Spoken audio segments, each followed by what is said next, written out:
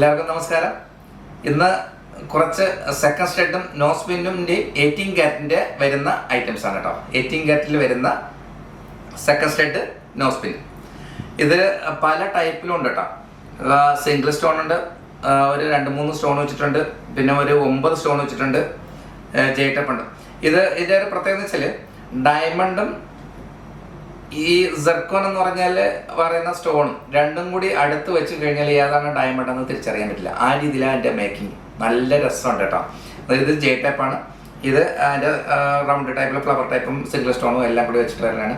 അപ്പം നിങ്ങൾ ഈ ഡയമണ്ട് വാങ്ങാൻ പറ്റാത്തവർക്ക് ഈ സാധനം വാങ്ങാം കേട്ടോ. ഡയമണ്ട് ആകുമ്പോൾ കുറച്ച് എമൗണ്ട് കൂടും, ഇതാകുമ്പോൾ നിസ്സാര പൈസയ്ക്ക് വാങ്ങാൻ പറ്റും.